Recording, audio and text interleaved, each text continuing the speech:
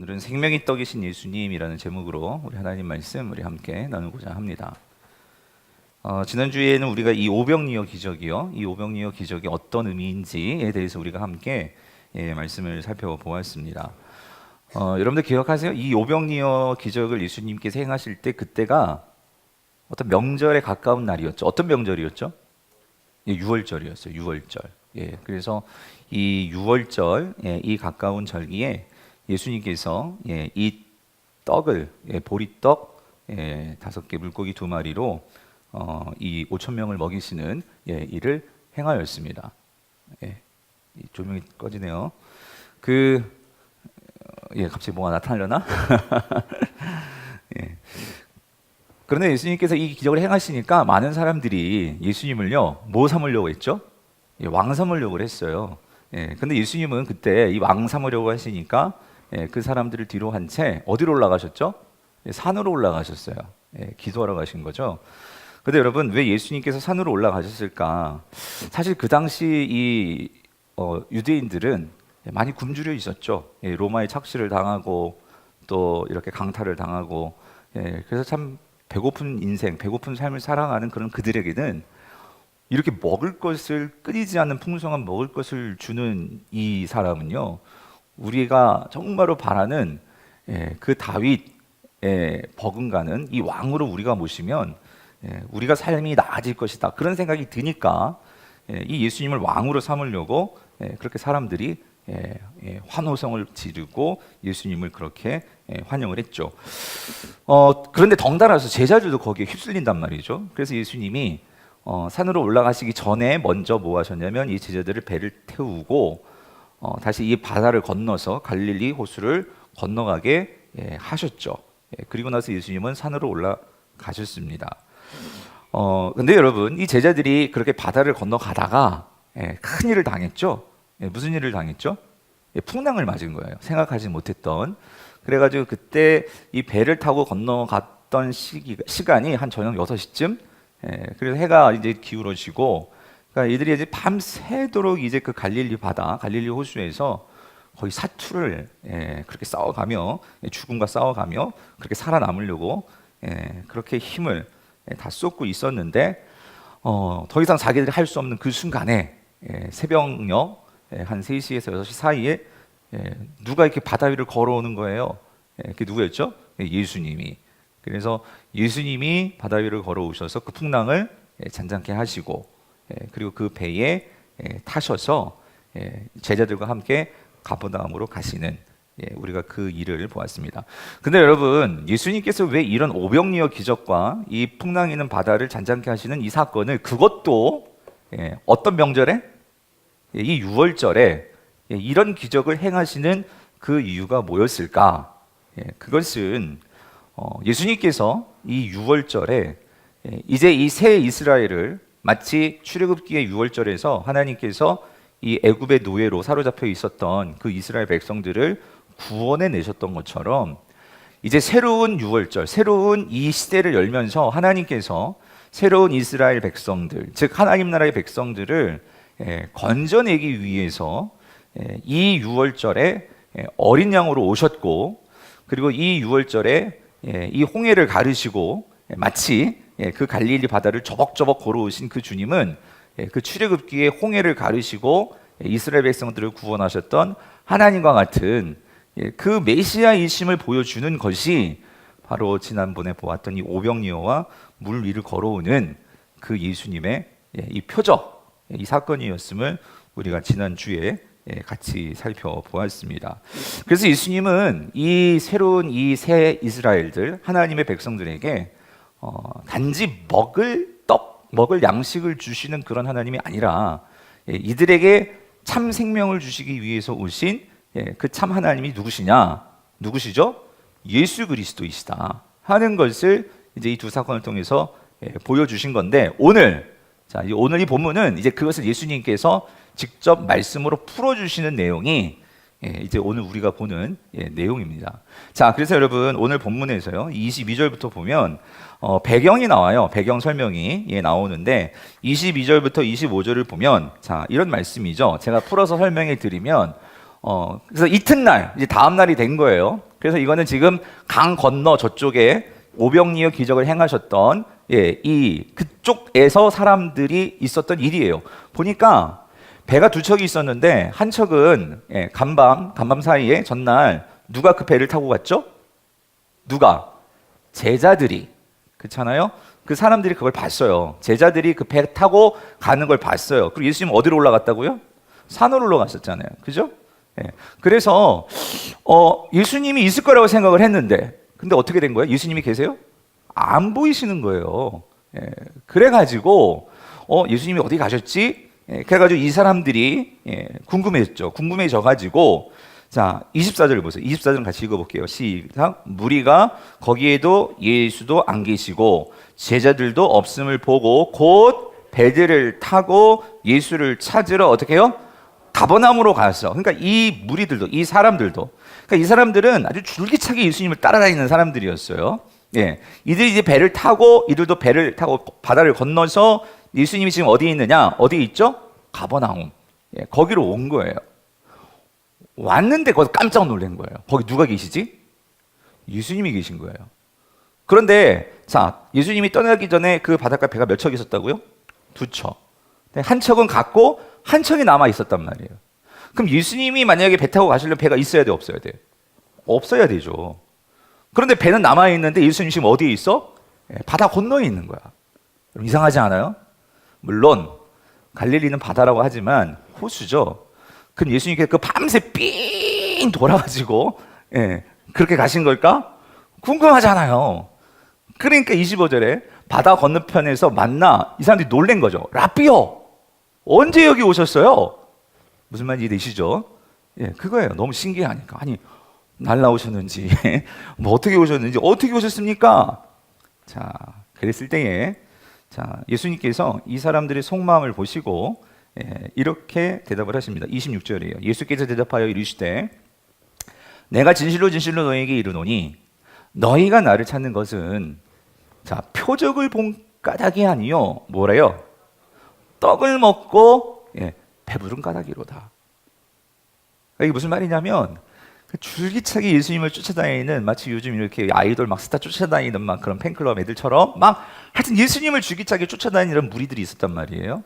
그런데 이 무리들에 대해서 예수님께서 뭐라고 말씀하시냐면 너희들이 진짜 이 표적을 보고 내가 지금까지 보여줬던 즉 오병이어 기적이나 이런 표적들을 보고 너희들이 정말로 거기서 어떤 의미를 깨달아서 나를 찾는 거냐? 그게 아니고 너희들은 자, 뭐 보고 쫓아다니는 거라고요? 떡 보고. 떡 보고 찾아다니는 거다. 예수님이 말씀을 하시는 거예요. 그래서 여러분, 그게 무슨 말이냐면 예수님, 그러니까 이들 있잖아요, 이 무리들. 그러니까 이 무리들이 예수님을 이렇게 쫓아다니는 이유가 뭐냐고요, 여러분. 예수님 그 자체예요, 떡이에요?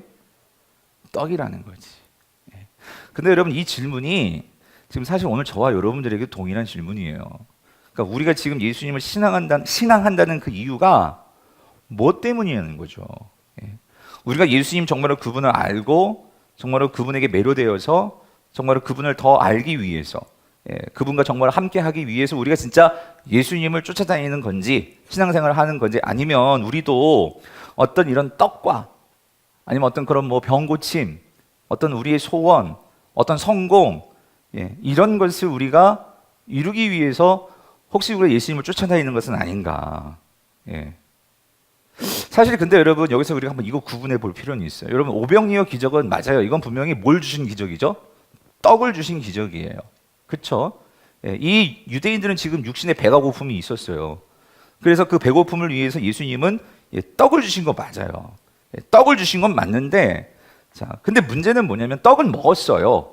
먹었는데 정말로 이 떡을 먹으면서 그리고 심지어 예수님을 왕을 삼으려고 했는데 과연 이들이 그들의 신앙이라는 것이 어디에 머물러 있느냐는 거예요. 떡을 넘어서 그 예수 그리스도에 대해서 그분이 누구신지에 대해서 그분을 믿으려고 하는 신앙으로 나가야 되는데 이들의 신앙은 아직 어디에 머물러 있어요? 그 예수님 그분보다도 예수님이 뭐 주시는 분? 떡 주시는 분. 그 떡으로 예수님을 규정짓고 있다라는 거예요. 사실 예수님이 원하시는 것은, 여러분 예수님 왜 표적을 왜 보여주시죠? 그러니까 표적은 기적인데 얼마나 놀랍습니까 여러분? 물이 변해서 포도주가 됐고 죽은 자들이, 병들어 죽어가는 자가 살아났고, 그러니까 얼마나 놀라워요. 그러니까 예수님을 쫓을만 하죠. 그런데 예수님께서 표적을 보여주시는 그 이유가 뭐냐고요. 예. 만약에 우리가 예수님의 이 표적만을 바라보고 신앙생활을 한다면, 예수님은요 어떤 면에서는 우리에게도, 저와 여러분들에게도 예수님은 어떤 우리 사업에 있어서 우리 사업을 조언해주는 그런 예수 컨설턴트가 될 수가 있고요. 예수님이 만약에 우리가 병을 고쳐주시는 그런 분으로서 우리가 그렇게만 쫓아다닌다면, 예수님은 세상에 저기 삼성병원이나 아산병원에 있는 명이나 다름이 없고요. 우리가 정말로 예수님을 쫓아다니는 것이 우리 자녀가 성공하고 좋은 대학에 들어가는 것을 위해서 만약에 예수님을 쫓아다닌다면, 저기 대치동에 있는 쪽지게 과외 선생님과 다를 바가 없다라는 거예요. 사랑하는 성도님들, 여러분 오해는 하지 마세요. 우리가 하나님을 믿을 때 여러분 우리 문제들이 있어요. 저도 문제 있어요. 그리고 오늘 우리가 금요기도 나오는 것은 맞아요. 우리의 자녀의 문제와 남편의 문제와 오늘 저의 목회와 여러분의 그런 인생의 목적을 놓고, 문제를 놓고 기도하기 위해서 나와요. 우리 그거 기도해야 돼요. 근데 여러분 문제는 뭐냐면, 오늘 여기서 예수님이 너희들이 원하는 것은 표적을 보고 깨달은 바가 아니고 배불렀기 때문이다 라고 말씀하시는 예수님이 지적하시는 그 핵심은 뭐냐면요, 예수님은 빵 계속해서 주실 수 있어요. 물리도록 주실 수 있어요. 그런데 예수님은 빵 주기 위해서 이 땅에 오신 분은 아니라는 거예요. 예수님은 빵보다도 더 좋은 것, 더 중요한 것을 주시기 위해서 이 땅에 오신 분이라는 거예요. 그러면 우리가 그 빵을 먹었으면 이 예수님이 누군지에 대해서 관심을 갖고 예수님에게 물어야 되는데, 우리의 생각은 아직 어디에만 머물러 있다면? 빵에만 머물러 있다면. 무슨 말이냐면, 오늘 우리가 정말로 주님께 바라는 것이, 우리의 관심이 단지 예수님의 그러한 빵과 나의 어떤 성공과 문제의 해결에만 있다면, 주님이 보시기엔 너무 안타깝다는 거예요. 나는 그것보다 더 큰 것을, 더 좋은 것을 줄 수가 있는데.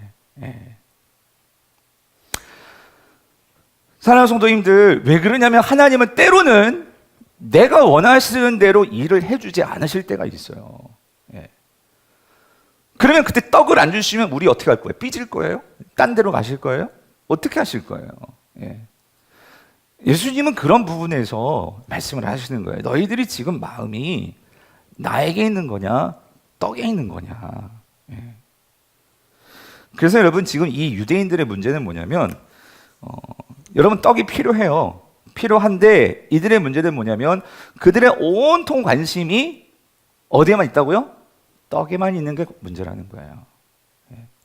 오늘 우리 신앙이 예수님을 향해서 나가야 되는데, 그 예수님이 아니라, 즉 우리의 모든 것의 전부가 예수가 돼야 되는데, 그 전부를, 내가 원하는 전부를 이루어 주시는 어떤 그런 도구적인 어떤 그런 나의 어떤 컨스턴트, 나의 어떤 그런 문제를 해결해 주시는 그런 병의 의사, 그 정도로만 예수가 머문다면, 여러분 우리는 금방 예수를 버릴 수가 있다는 거예요. 그래서 여러분 오늘 예수님이 정말로 원하시는 것은 이 더 좋은 것을 주실 수 있다. 그래서 예수님 말씀하시는 27절 보세요. 뭐라고 말씀하세요? 뭐라고? 썩을 양식을 위하여 뭐하지 말고, 일하지 말고 영생하도록 있는 양식을 위하여 하라. 이 양식은 인자가 너희에게 주리니 인자는 아버지 하나님께서 인치신 자니라. 무슨 말씀입니까? 여기서 썩을 양식이 뭐예요? 이게 그야말로 눈에 보이는 너희들이 그토록 원하는 떡이에요. 떡. 썩을 양식. 조금 넓게 보면은 뭐냐면, 우리가 살아가면서 이 세상에서, 그러니까 우리의 배를 채워줄 수 있는, 만족을 줄 수 있는 그런 것들이에요. 필요해요. 그러나 이걸 기억해, 그건 다 뭐 한다고요? 썩는다고요. 썩을 양식이라는 거예요. 그것이 중요하지만 필수적인 건 아니에요. 그러니까 필수적인 것이지만 그것이 우리를 완전하게 우리의 삶을 책임져 줄 수 있는 그것은 아니라는 거예요. 영원한 것이 못 된다는 거죠. 그리고 여러분 이거예요. 썩을 양식들은 우리 배를 채울 수 있어요. 그렇기 때문에 우리는 그거를 더 원해요. 가지려고 해요. 근데 문제는 뭐냐면, 내가 그거를 더 많이 가지면 가질수록, 나는 가지면 옆에 있는 사람들은 갖지 못하는 게 이 썩을 양식이라는 거예요. 내가 그것을 많이 가지면 가질수록 다른 사람들은 그것을 가지지 못해서 굶을 수 있고, 내가 그것을 가지고 더 힘을 키우면 키울수록 다른 사람은 거기에서 굴레 속에서 억울하게도 살아가고 핍박을 받으면서 살아가고 살 수 있는 게 이 썩을 양식들이라는 거예요. 그래서 오늘 주님은 나는 이 썩을 양식을 주려고 이 땅에 오신 것이 아니고 나는 뭘 주느냐? 오늘 말씀하시죠. 영생하도록 있는 양식을 주기 위해서 왔다는 거예요. 내가 진짜 주고자 하는 것은 이거라는 거예요. 이것이 무엇입니까? 영생에 이르기까지 남는 양식, 썩지 않는 양식. 이것은 내가 먹으면 나도 살고 너도 살고 우리도 살고 이것은 가지면 가질수록 더욱더 풍성하게 되어서 나눠줄 수 있는 그 양식이 있다는 거예요. 나를 따르는 자들은 이 양식을 먹고 이 양식을 가져야 한다는 거죠. 근데 이 양식을 누가 준다고요? 이 양식은 누가 준대? 인자가 너희에게 주리니. 여러분, 인자가 누구예요? 예수 그리스도시죠. 근데 이 인자는 하나님이 뭐 하셨대요? 인쳤다, 도장 찍었다는 거예요. 이건 독점, 예수님만 주실 수 있다는 거예요. 예수님만 통해서 얻을 수 있는 게 뭐냐면, 여러분, 썩을 양식은요, 로마 황제도 줄 수 있어요. 마음만 먹으면 줄 수 있어요. 세상이 줄 수 있어요. 그런데 이 영생하는 양식은 그들이 못 주죠. 이건 누구만 줄 수 있어요? 하나님이 도장 찍어 놓으신 누구? 인자요. 예수 그리스도만 줄 수 있다라는 거예요. 사랑하는 성도님들, 우리 뒤에 가서 나오겠지만 이 예수님께서 지금 뭘 의도적으로 말씀을 하시는 것일까요? 지금 예수님은 당신의 십자가의 죽으심을 두고 말씀을 하시는 거예요.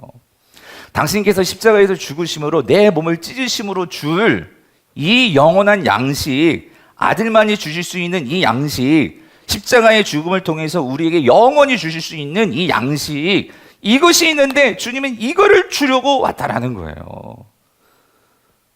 그런데 아직 무리들은 이 말씀을 잘 제대로 이해를 못하죠. 아직은. 그래서 예수님이 자 이렇게 말씀을 하시니까 이 사람들도 듣다가 이제 질문들이 생기는 거예요. 참 예수님은 이런 화법을 많이 쓰세요. 뭐냐면 한 번에 가르쳐주지 않고 자꾸 질문하게 만드십니다. 그래서 이 사람들이 물어요. 28절 보세요. 그들이 묻되 아니 그러면 그런 양식이 있다면 우리가 어떻게 하여야 이 하나님의 일을 하오리까? 라고 질문을 한 거예요. 근데 어떻게 보면 이거 동문서답 좀 같죠. 양식을 준댔으니까 그럼 어떻게 해서 양식을 얻습니까? 이렇게 물어야 되는 거 아니에요? 맞죠? 근데 이제 이 유대인들은 뭐라고 물었냐면 무엇을 어떻게 해야지 근데 하나님의 일을 해야지 이것을 얻을 수 있습니까? 이런 식으로 묻는 거예요. 이게 무슨 말이냐면 유대인들은 예수님께서 양식하니까 이게 지금 먹을 양식은 아니잖아요. 그러니까 이들이 뭐라고 이 눈치를 했냐면 이렇게 이들은 그 당시 하나님의 양식 그러면 그들은 뭘 생각하냐면 율법을 생각했어요. 율법. 그러니까 내가 어떻게 이 율법을 지키는 어떤 하나님의 일을 해야지 무슨 말이 되시죠? 율법을 지키는 그런 어떤 하나님을 일을 해야지 내가 이 영생 썩지 않은 양식을 먹는단 말입니까? 이렇게 물었어요. 자, 그러니까 예수님께서 뭐라고 대답하시냐면 이렇게 대답하시죠. 29절 같이 읽어볼게요. 시작. 예수께서 대답하여 이르시되 하나님께서 보내신 일을 믿는 것이 뭐라는 거예요? 하나님의 일이라는 거예요. 자, 유대인들은 율법을 지키는 게 하나님의 일이라고 생각을 했는데 예수님은 전혀 그들의 생각, 그들의 이해를 완전히 깨버리시고 뭐라고 말씀하셨냐면 하나님이 보내신 일을 뭐 하는 거? 믿는 거. 믿는 것이 이 영생의 양식을 먹게 되는 거다라고 주님께서는 말씀을 하시는 거예요. 더 간단히 말하면 뭐로 먹는 거예요? 믿음으로 먹는 거라는 거예요. 믿음으로. 그런데 여러분 누구를 믿어야 된다고? 하나님이 보내신 일을 믿는 거예요. 믿는 거. 근데 여러분 여기서 우리가 오늘 좀 잘 정리할 필요가 있어요. 요한복음에서 말하는 이 믿음이라는 것이 무엇인지. 여러분 3장에서도 이 니고데모 대화 속에서 주님 믿음을 말씀하셨거든요. 영생과 믿음의 관계를 말씀을 하셨는데 여러분 믿음이 뭡니까? 믿음이 뭐예요? 믿음이라는 것은 예수님이 말씀하신 믿음이라는 것은 뭐냐면 요한복음 3장에서는 거듭남이라고 하죠. 내가 새롭게 태어나는 거예요. 그렇죠? 새롭게 태어나면 나를 통해서 태어날 수 있어요? 내가 스스로 태어날 수 있어요? 없어요. 나를 낳게 해주시는 뭐가 있어야 돼? 부모가 있어야지. 그렇죠? 주님이 말씀하시는 믿음에 있어서 중요한 것은 여러분 무엇일까요? 예수님이 말씀하시는 믿음은 주인이 바뀌는 거예요. 뭐가 바뀐다고요? 주인이 바뀌는 거라고. 내 인생의 주인이 바뀌는 게 믿는 거예요. 이게 무슨 말이냐면 여러분 이거예요. 오늘 하나님이 보내신 일을 믿는 게 영생이라고 했어요. 영생의 양식을 먹는다고 하셨죠. 무슨 말이냐? 내가 예수 그리스도를 신뢰함으로 그 신뢰함으로 내 삶이 변화되는 게 뭐예요? 그게 믿음이라는 거예요. 내가 지금까지 내가 주인 돼가지고 그렇게 인생을 살아갔는데 여러분 그러면 그 사람 변할 수가 없어요. 내 삶이 바뀐다면 뭐냐면요, 내 삶의 주인이 바뀌어야 되는데 오늘 내 삶에 정말 주님을 주인으로 모시고 그분을 신뢰함으로 내 가치관이 변하고 내 생각이 변하고 내 삶의 방식이 변하고 여러분 그게 믿는다는 거예요. 그게 여러분 주인이 안 바뀌고도 내가 막 믿을 수 있어요. 이거 무슨 말인지 이해되세요? 나의 신념으로 믿을 수 있어요. 여러분 이거 잘 구분하셔야 돼요. 여러분 우리 한국교회 안에 이게 문제. 내가 믿는다고 생각하는데 주인은 안 바뀌고 믿어요. 그러니까 믿는데 변하지를 않는 거예요. 교회는 오래 다녔고 신앙생활은 정말 몇십 년을 했는데도 나는 성경책 끼고 다니고 기도도 하고 다 해. 근데 안 바뀌어요. 이게 왜 그렇죠? 그럼 믿는 게 아니에요. 성경으로 하면 뭐가 안 바뀌었어요? 주인이 안 바뀌었다고. 예. 내 삶의 주인이 바뀌지 않으면요, 여러분 삶이 안 바뀌어요. 예. 내 삶의 주인이 바뀌어서 내가 그분을 정말 신뢰함으로, 여러분 주인이 바뀌었다는 것은 그 주인을 신뢰하기 때문에 누구의 말을 따를까요? 나의 말? 아니요, 주인의 말을. 예. 그 주인의 말을 신뢰해서 내가 생각하고 행동하고 말하고 실천하게 되는 거예요. 여러분 그게 성경이 말하는 믿음이라는 거예요. 성도님들, 우리가 믿는다고 단지 예배 참석하고 우리가 믿는다고 하면서 봉사하고 기도하고 헌금하고, 여러분 그게 정말 믿음 좋은 것일까요? 많은 경우에 우리가 자칫 이렇게 오해하는 경우가 있어요. 뭐냐면 우리가 어떤 종교적인 행위를 보면서 그가 열심을 내면 와 저분 정말 믿음이 좋아. 근데 여러분 그 믿음이 좋은 게 아니라 그냥 행위를 잘할 뿐이에요. 그런 행위가 내 삶에 들어와서 그 행위를 도구 삼아서 내 생각들이 바뀌어 나갈 수가 있어요. 그렇게 될 때 그 행위가 진정으로 나의 삶에 그 주인이 원하시는 방향으로 나아가면서 나를 변화시킨다면 그 행위가 필요한 것이지만, 주인이 안 바뀌고 그 행위를 계속해 보세요. 그 행위는 결국 누구 자랑이 될까요? 내 자랑이 되는 거예요. 네. 내 자랑이 된다고. 그럼 그 의는 누구를 위한 의예요? 나 자신을 위한 의예요. 오히려 그것은 내 주변 사람들을 더 아프게 하고 상처 주고 그 공동체에 덕이 되지 못한다는 거예요.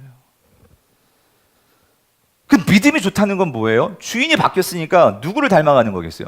그 주인 닮아가는 거예요. 예. 그 좋은 주인 닮아가는 것이 곧 무슨 생활? 신앙생활. 예. 믿음 생활이라는 거죠. 예. 그거 말씀하시는 거예요. 예수님께서 하나님이 보내신 이니까. 여러분 생각해 보세요. 우리가 이 땅을 살아가는데 이 지금 유대인들 그렇게 하나님 율법 하는 사람들인데, 그러면 누구를 따라가는 삶에서 하나님이 보내셨으니까 그 사람을 따라가야 되겠죠. 그렇지 않겠어요? 그분을 신뢰하고 믿어야 되겠죠. 근데 지금 이게 안 되는 거예요. 지금 유대인들이 예수님이 하나님이 보내신 일을 깨닫지를 못하고 있는 거예요. 왜? 아직 누가 안 바뀌었어? 주인이 안 바뀌었어. 예. 아무리 무리들이 주님을 따라다니지만 사방팔방 다 따라다녔어요. 그런데도 그들이 왜 안 바뀌어요? 주인이 안 바뀌었거든요. 주인이. 그래서 예수님께서 보세요. 그러니까 결국 나를 믿으라는, 예수를 믿으라는 거예요. 믿으라고 하니까 무리들이 또 이렇게 질문을 해요. 여러분 30절 보세요. 30절. 그들이 또 묻죠. 뭐라고 물어봐요. 그러면 자 우리가 보고 눈치를 챘어. 아 예수를 믿으라는 거구나. 눈치를 챘어요. 그러니까 이렇게 묻죠. 그럼 우리가 당신을 그럼 믿도록 행하시는 좀 표적을 보여주세요. 결국 이 말이에요. 무슨 말인지 아세요? 아 이거 놀랄 놀자죠. 여러분 지금까지 예수님 뭐 보여주셨죠? 에? 아니 지금 그 오병이의 표적 보여주셨죠? 그 자기도 봤잖아요. 아직 예수님이 어떻게 이 바다 건너가지고 여기 어떻게 와 있냐고. 에? 지금까지 표적을 보여줬는데도 이젠 또 뭐 보여달래? 표적 보여달래. 그러니까 다시 말하면 진짜 믿을 만한 증거를 좀 보여달라는 거예요. 여러분 이게 사람의 의심, 이 죄성이라는 게요 믿지를 못해요. 이렇게 믿지를 못해. 예? 오늘 밤에 오신 여러분들은 잘 믿으시기를 바래요. 사람 보고 사기꾼 믿으라는 소리가 아니고 이 말씀에 있는 걸 잘 믿으시라고요. 아멘이시죠? 예. 자, 그러면 여러분 도대체 그럼 여러분 한번 생각해 볼게요. 그러면 아니 오병이어 표적도 도대체 이들이 원하는 표적은 뭘까요? 유대인들이 원하는 표적은 뭘까요? 예, 그래서 이들이 직접 예를 들어요. 이 무리들이 우린 이런 표적 보고 싶어요. 예수님 이런 표적 한번 보여줘 보세요. 주문까지 해요. 그게 뭐냐면 31절 기록된 바 하늘에서 그들에게 떡을 주어 먹게 하였다 함과 같이 우리 조상들은 광야에서 자 뭐 먹었대요? 예, 만나를 먹었도다. 이게 뭐냐면 시편 78편 24절 인용을 하면서 이들은 이제 그럴듯하게 이제 성경을 인용하면서 예, 이제 예수님께 말을 하는 거예요. 그러니까 뭐냐면 이거죠. 아니 그 보리떡 2개하고 물고기 5마리 주님은 하늘을 향해서 그걸 축사하시고 와서 주셨거든요. 근데 그거 말고 이들이 하늘에서 뚝뚝 떨어지는 빵을 먹고 싶다는 거예요, 여러분. 예? 이해는 가. 그러니까 이들은 뭐냐면은요, 그 모세의 기적을 보고 싶다는 거죠. 예, 모세가 광야에서 예? 그렇게 뚝뚝 떨어지는 이 만나, 뚝뚝 떨어지는 그 고기, 예, 그거를 먹었던 것처럼 결론이 이거예요, 여러분. 이들이 뭘 먹고 싶다는 건지 아세요? 핵심은 뭔지 아세요? 신령한 음식을 먹고 싶다는 거예요. 예, 무슨 말이에요? 여러분, 이게 종교성이 우리가 극대화되면은 결국 모든 사람들이 여기에 빠져요. 뭐냐면은요, 이 신비한 거. 무슨 말이 되세요? 하나님이 이렇게 다 말씀으로 주셨잖아요. 이 기록된 말씀을 우리 주셨는데도 왜 많은 사람들이 이 말씀 속으로 들어가지 않고 왜 이상한 그런 이단에 빠지고 이상한 무슨 기도원에 빠지고 뭐 이상한 뭔가 이렇게 신비한 것을 행한다고 뭐 다 왜 글로 갈까요? 이게 우리가 정말로 종교성을 정말로 우리가 열심히 추종하면서 따라가면서 우리 신앙생활이 정말로 하나님의 말씀을 안다 하지만 그 말씀이 정확하게 그 말씀에 대해서 우리가 믿지 아니하고 어설프게 알고 어설프게 우리가 신앙생활을 하다 보면 우리는 자꾸 뭘 추구하냐면 이 보이는 것들, 그것도 주님께서 그러니까 보여줬어요. 믿음이 약하니까. 그런데도 어떤 보이는 거 더 신령한 거, 이런 것들을 자꾸 보려고 하고 보여달라고 하고 이런 신앙으로 나아가게 되더라는 거예요. 네? 그러니까 뭐냐면 이런 거예요. 아, 목사님 이렇게 맨날 예배 시간에 설교만 듣고 너무 지겨워요. 이런 거 뭐 이런 거 있잖아요. 아, 순모임에서 맨날 큐티만 하고 이런 거 지겨워. 우리도 뭔가 이렇게 좀 새롭고 막 항상 이런 거. 여러분 근데 여러분 우리 기독교는 뭔가 새로운 게 아니고 여러분 지금 예수님이 말씀하시고 하는 모든 것들은 다 구약에서 가지고 오세요. 그렇죠? 그 구약에서 하셨던 말씀과 그것들을 다시 생각하게 하고 풀어주시면서 하나님께서 무슨 일을 이루어 가시는지에 대한 것들을 하나하나 설명해 주시고 그리고 그것을 가지고 너희들이 믿으라 말씀하신단 말이죠. 그래서 여러분 우리가 정말로 건강한 신앙으로 나아가려면 여러분 이겁니다. 이건 그 사형리에서 갖고 온 건데 요 기차 그림을 여러분 꼭 잘 보셨으면 좋겠어요. 이게 무슨 말이냐면요. 여러분 우리 가운데 이 믿음이 있는데 이 페이스요. 우리의 믿음이 결국 우리의 믿음이 뭐가 우리의 믿음을 끌어줘야 건강한 믿음이 될 수 있냐면 지금 이 유대인들은 표적 신앙이라는 거예요. 눈에 보여달라는 거예요. 예, 그게 뭐냐면 이런 거죠. 굳이 말 느낌, 필이 나에게 뭔가 필이 꽂히는 것 좀 보여달라는 거예요. 예. 왜 우리가 맨날 먹는 이런 보리떡, 물고기 이거 갖고 하지 말고 하늘에서 뭔가 뚝뚝 떨어지는 좀 그걸 갖고 증명해 보라는 거예요. 근데 여러분 제가 아무리 성경을 봐도 그러니까 초신자들에게는 때론 그게 필요해요. 초신자들에게는. 예. 그래서 하나님이 성경에서 그런 것들을 간간히 보여주셨어요. 예. 그래서 하나님이 이스라엘 백성들을 가나안으로 인도하시는 과정에서 광야에서 하셨던 것들은 참 이런 초자연적인 것들을 많이 보여주셨어요. 그렇죠? 만나 이전에도 정말 대단하게 홍해를 갈라주셨잖아요. 그죠? 예. 이런 거 보여주셨어요. 근데 여러분 놀라운 것은 가나안 땅에 일단 들어가잖아요. 그런 초자연 역사가 안 일어나요. 하나님께서 초자연적인 역사를 보여주지 않고 오히려 전쟁하면서 하나님 신뢰하면서 싸우라고 하시지. 예. 홍해가 갈라지고 이런 거 요단강 건널 때 한번 보여줬어요. 이들이 되게 두려워하니까 이제 가나안 땅 나라 전쟁을 치러야 되니까 그런 부분에서 한 번 더 믿음을 심어주시려고 보여주셨지만 그 다음부터 계속 말했던 것은 내 말 기억하고 순종하면서 나아가라는 거예요. 우리의 신앙은 뭐가 끌고 나가는 거냐? 팩트라는 거예요. 이 팩트가 뭐죠? 진리를 쫓아가야 돼. 진리를. 예? 하나님의 진리가 곧 뭐예요? 지금 요한복음에서는 그 진리가 뭐죠? 예수 그리스도예요, 여러분. 예? 예수 그리스도의 이 말씀과 예수 그리스도의 그가 행하심과 예수 그리스도가 이 땅을 걸어가셨던 그 발자취를 쫓아가는 게 우리의 진리예요. 아멘이십니까? 그것이 우리의 믿음을 끌어줄 수 있어요. 예. 그것에 딸려갈 때에 여러분 잘 기억하세요. 이 체험과 필링은요, 그렇게 나아갈 때에 그것을 쫓아오는 것들이 이러한 체험들이에요. 말씀을 가지고 우리가 살다 보면 우리 일상 하나하나가 기적이고요. 우리 일상 하나하나 속에서 하나님의 손길이 보인다고요. 나를 붙들고 계시는 하나님의 손길이 보여요.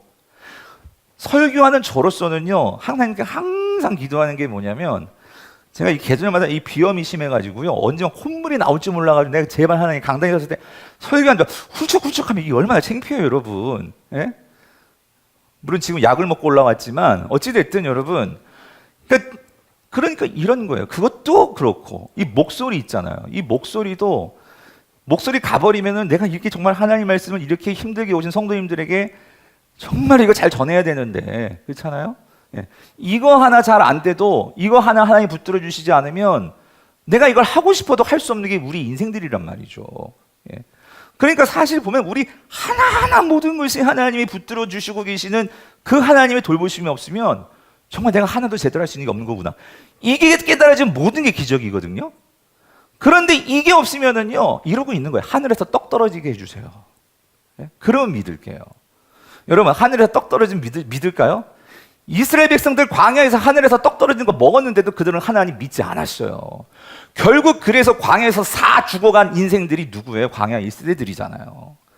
그 40년 동안 뺑뺑이 돌다가 그들의 비참함은 뭐냐면 여러분, 나이 들어서 죽은 게 아니고 결국 하나님 이 팩트 사실 믿지 않고 이 필링 추구하다가 결국은 뭐예요? 그렇게 심판받아서 구약 1도 학교 때 배우셨죠? 먹다 죽은 인생이 된 거예요. 먹다 죽은 인생.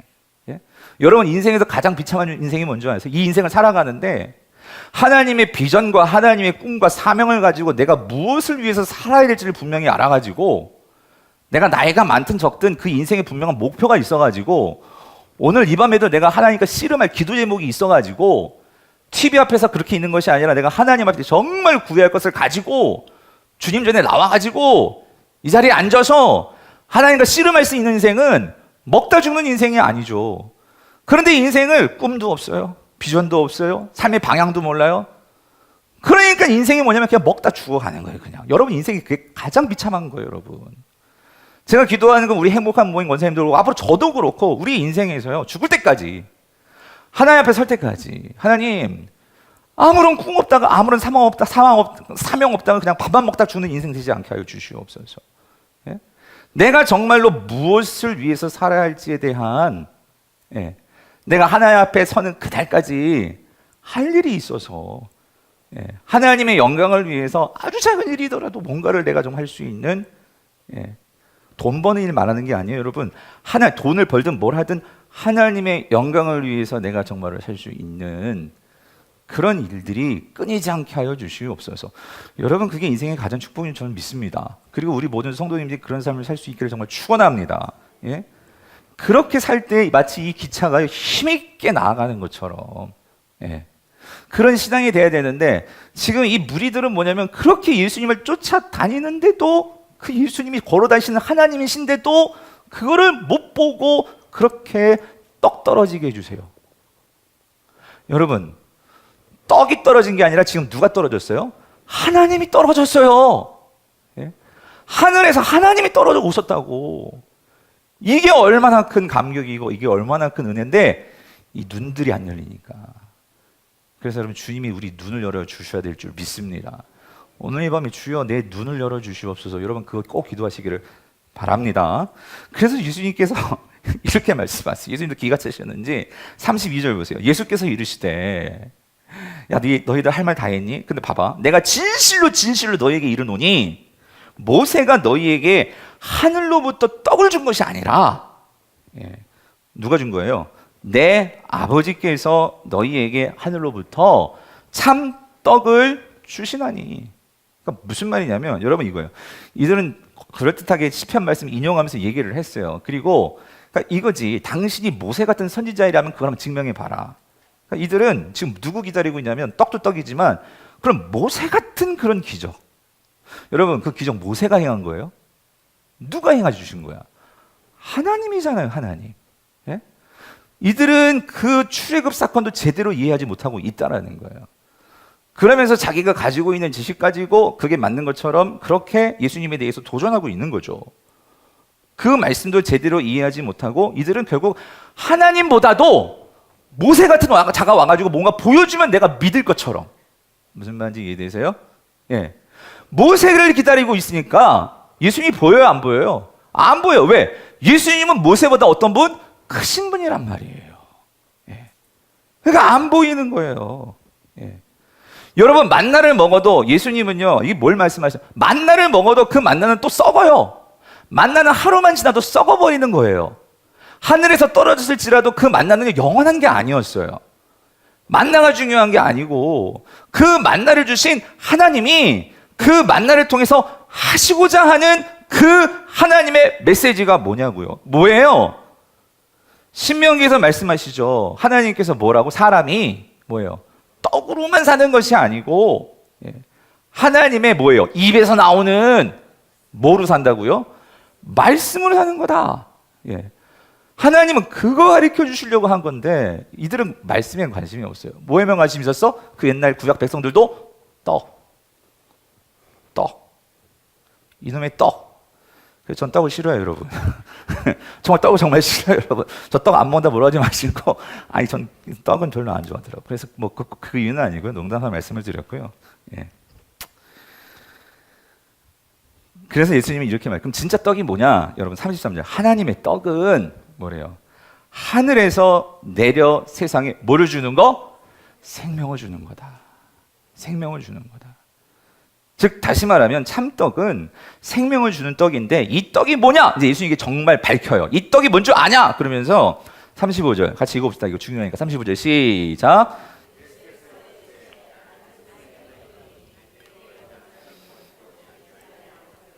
나를 믿는 자는 영원히 목마르지 아니하리라. 이거 누가 떡이래요? 이거 밝히 누가 떡이래요? 나는 그랬어. 나는 뭐예요? 생명의 떡이니. 예? 나를 먹어야 된다는 거예요. 이거 알듯 아니 예수를 어떻게 먹지? 그럴 수 있잖아요. 아까 말씀하셨어요. 나를 뭐 하는 거겠어요? 믿는 거. 예? 나를 믿는 거. 예? 네 주인 같은 네가 주인이라고 사는 인생을 바꾸는 거. 예? 나를 믿고 꿀꺽 삼키는 거. 여러분 우리가 이거 먹을 때 여기 누가 독 탔다고 생각하면 먹겠어요? 못 먹죠. 예? 믿음이 있어야 먹죠. 여러분 그렇지 않아요? 예, 안 탔다 먹어도 된다. 그렇지? 예, 우리 김효순 지사님 나를 사랑하신다. 아니까 이거 꿀꺽꿀꺽 먹지. 예? 그래서 여러분 여기서 한 가지 더 중요한 건 이거예요. 여러분 예수님이 생명의 떡이라고 했어요. 근데 뒤에 뭐라고 말씀하셨냐면 나를 믿는 자는 뭐예요? 줄이지도 않고 결코 줄이지도 않고 나를 믿는 자는 뭐예요? 영원히 목마르지 않는다. 이게 무슨 말이냐면 여러분 보십시오. 예수님을 통해서만 우리가 이 영원한 생명을 유지할 수 있다라는 거예요. 아멘이십니까? 근데 뭐가 문제냐면 여러분 잘 보세요. 사단은요 이걸 교묘하게 이렇게 우리를 가지고 장난치고 세상 사람들을 장난쳐요. 뭐냐면 여러분 생명이라는 게 이렇습니다. 아 목사님 우리 살아있는데요? 생명이 있는데요? 여러분 그렇게 생각하시죠? 여기서 지금 말하는 생명은 영생이죠. 영원히 사는 영생입니다. 이 영생이라는 것은 우리 영혼에 부어주시는 하나님의 참 생명입니다. 그런데 중요한 건 이거예요. 세상 사람들은 영혼이 죽어 있단 말이에요. 그래서 영생이 지금 없어요. 그렇죠? 근데 자기들은 죽은 줄을 몰라요. 왜 그러냐면 뭐가 살아있기 때문에. 육체가 살아있기 때문에. 그렇죠 여러분? 근데 이걸 기억하셔야 돼요. 지금 우리 육체도 지금 뭐 하고 있죠? 죽어가고 있는 거예요. 이 모든 게 뭐의 결과? 죄의 결과라고. 저도 지금 죽어가고 있어요. 여러분 여기서 안 죽을 사람 누가 있어요? 여러분 다 죽어가고 있어요. 길고 짧은 거지만 길고 짧은 것도 몰라요 여러분. 우린 다 죽어가고 있는데 근데 중요한 건 뭐냐면 영생이 뭐예요? 우리 영혼은 죽지 않습니다. 아멘이십니까?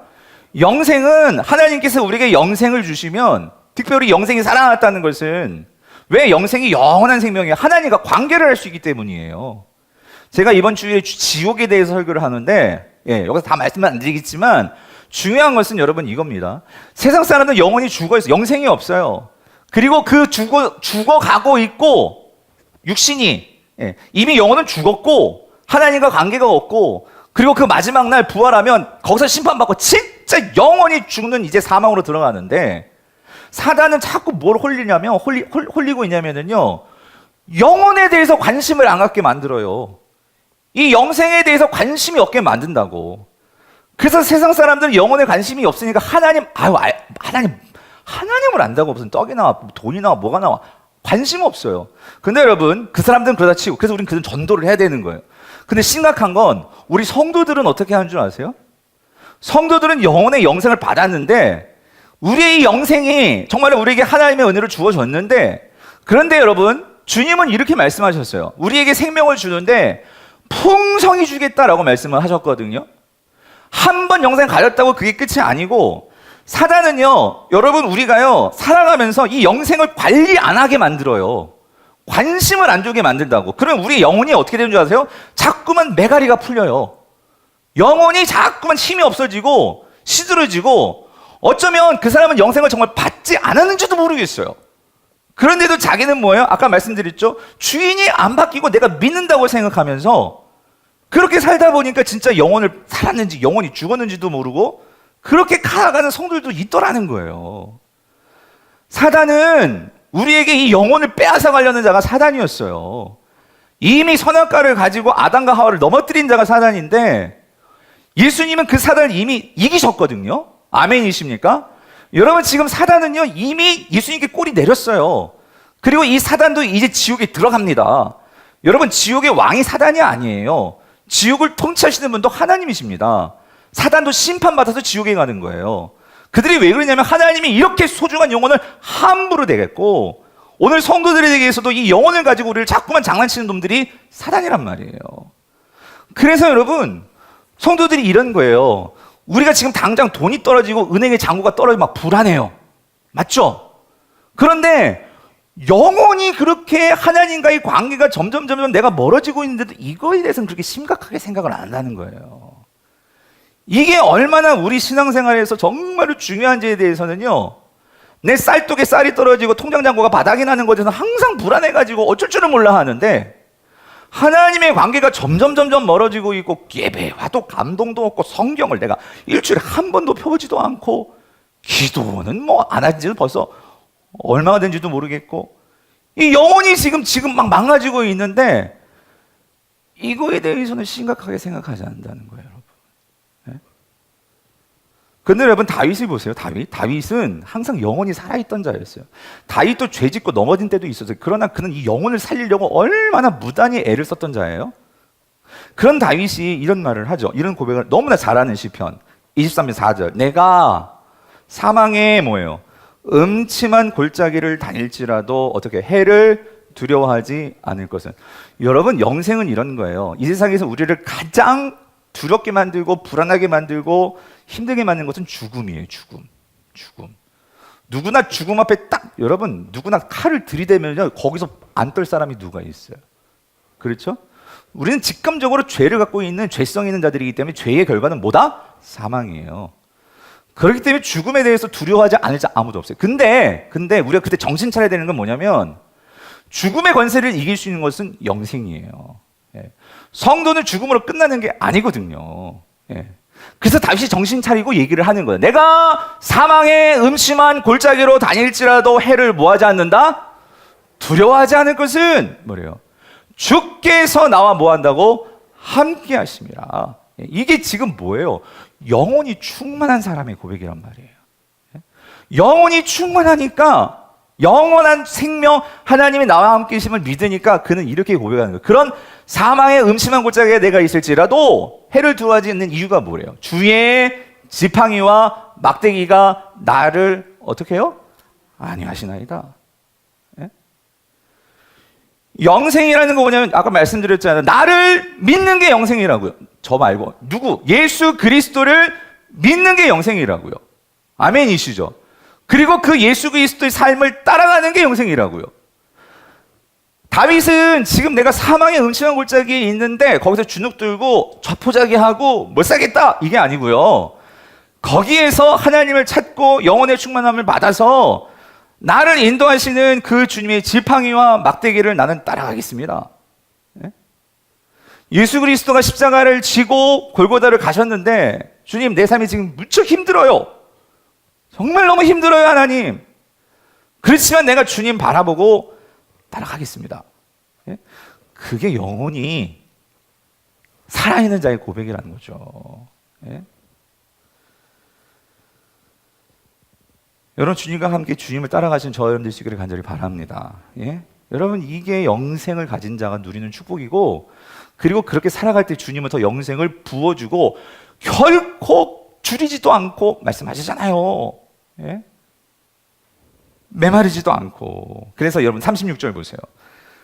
근데 지금 이 무리들의 문제는 뭐냐면 이거라고요. 그러나 내가 너희에게 이르 너희는 나를 뭐하고도 보고도 뭐예요? 믿지 아니하는도다. 주님이 이게 안타까운 거예요. 보고도 믿지 않는다. 그러니까 예수님이 이렇게 말씀해요. 보고 믿지 않는 믿음이 더 크다.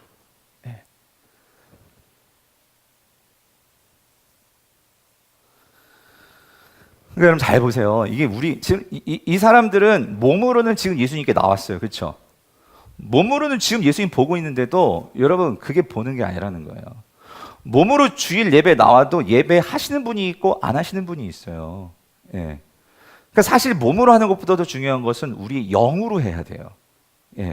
정말 우리의 영혼이 하나님을 향해 발돋움하여서 하나님을 향해서 정말로 간절함을 가지고 사모함을 가지고 주님 몸만 나오는 게 아니라 우리의 마음이 같이 따라가야 된단 말이에요, 여러분. 그게 여러분 이 신령과 진정으로 할 때 옛날 성경에는 우리는 지금은 이 영과 진리로 했잖아요. 옛날에는 신령과 뭐라고 진정으로 이렇게 번역을 했었어요. 그게 어떻게 보면 좀 틀린다고 할 수도 있겠지만 어떤 의미에서 맞다고 할 수 있는 게 뭐냐면은요. 그러니까 어떤 옛날 번역은 어떤 태도를 중심으로 번역을 했고 지금 우리 개역 개정판은 어떤 그 내용, 컨텐츠를 가지고 번역을 한 건데 우리가 진짜 성령이 충만하고 그게 영이거든요. 진리, 말씀의 감동을 받으면은요. 우리는 하나님 앞에 진짜 마음을 다하고 그리고 우리는 진짜 영적으로 하나님을 예배할 수밖에 없다라는 거예요.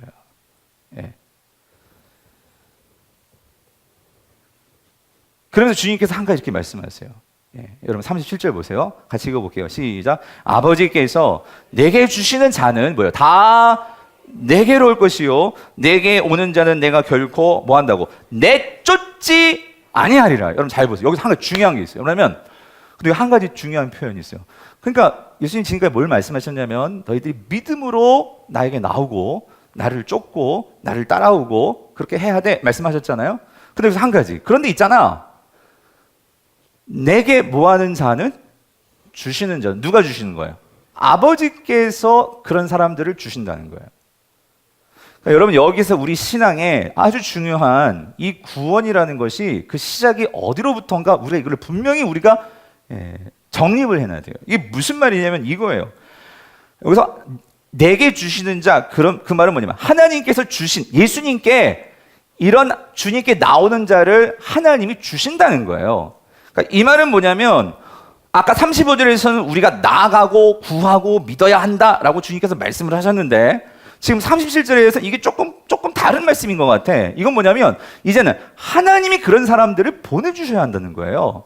즉 하나님이 주권이 있다는 거예요.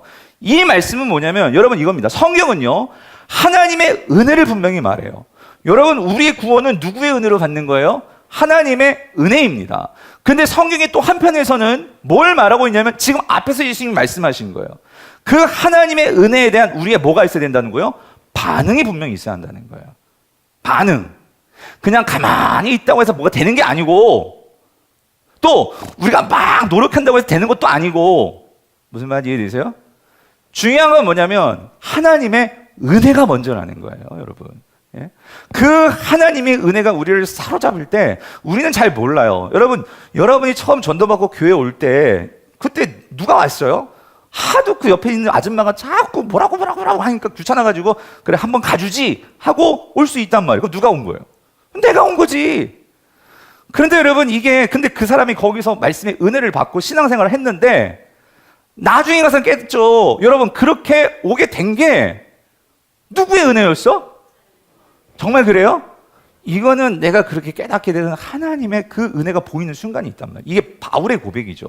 나의 나된 것은 누구야? 하나님의 은혜라고. 근데 나는 주님을 위해서 매도 엄청 맞고 죽을 뻔, 3번씩이나 죽을 뻔, 정말 돌에 맞고 파선 당하고 막 강도 당하고 그러면서도 악착같이 그건 누가 한 거예요? 내가 한 거 맞아요. 그렇지만 그렇게 내가 하기까지 여러분 그게 바울의 내가 한 것만으로 된 거예요? 아니라고. 하나님의 은혜가 깨달아지니까 그게 더 그 길로 나아갈 수 있었다는 거죠. 할렐루야. 오늘 이것을 주님이 말씀하십니다. 그래서 여러분 요한복음 1장 12절 13절에서 앞에서 분명히 이렇게 말씀하셨어요. 영접하는 자 곧 그 이름을 믿는 자들에게는 하나님의 자녀가 되는 권세를 주는데 그 영접하는 거 내가 하는 거 같죠? 근데 13절 바로 예수님 뭐라고 말씀해요? 이는 네가 잘나서 하는 거 아니야. 혈통이 뛰어나서 되는 것도 아니고 육적으로 더 네가 뭐 능력이 있어서도 아니고 사람으로 뜬 것이 뜻으로 되는 것이 아니고 오직 하나님께로부터 뭐 한 자들? 난 자들이라. 그러니까 여러분 내가 예수를 믿는다. 이거 대단한 거예요 여러분. 아멘이십니까? 이것만 가지고도 우리가 30분 아니 하루 종일 기도할 수 있어요 여러분. 하나님은 어떻게 이런 나를 이렇게 삼아주셔가지고 목사 삼아주시고 말씀 전할 수 있는 이런 기회 주시고 여러분 만나게 하시고 여러분도 마찬가지 아니에요? 이 밤에 나와가지고 하나님께 기도하게 하시고 이 말씀 듣게 하시고 또 저를 만나게 하시고 옆에 있는 우리 집사님 권사님 만나게 하시고 전도사님 목사님 만나게 하시고 우리가 하나하나 다 생각하면 이게 얼마나 다 감사의 기도 제목이 되고 예? 역시 예. 더 놀라운 거 있어요. 또 그리고 여러분 주님께서 또 뭐라고 말씀하시냐면 38절 또 이렇게 말씀하세요. 뭐라고 말씀하세요? 마지막 결론 지을게요.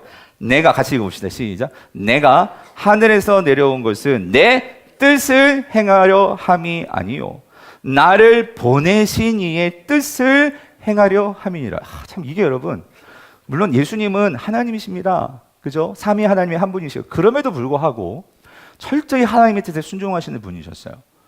예수님의 뜻으로 하시는 것이 아니라 예수님 뭐라고 말씀하시냐면 내가 하늘로부터 내려와서 이 땅을 살아가는 거 예수님도 지금 누구 지팡이 막대기 따라가는 거예요? 아버지. 예. 하나님의 뜻을 따라 나를 보내신 이의 뜻을 따라 행하기 위함이라고요. 아멘. 그래서 여러분 주님께서 친히 또 이렇게 가르쳐 주세요. 우리 기도회, 주기도문에 뭐라고? 우리가요 뜻이 하늘에서 이루어진 것 같이 어떻게? 땅에서도 이루어지게 하여 주옵시고. 이 말이 뭐냐면 여러분 이거예요. 여러분 거기서 뜻은요 이거예요. 하나님의 뜻이 내 뜻이 아니에요. 하나님의 뜻이 하늘에서 이루어진 것 같이 예?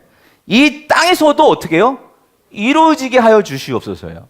우리가 항상 이거 기도하라는 거 잊지 말고. 근데 여러분 우리 기도는 뭔 줄 알아요?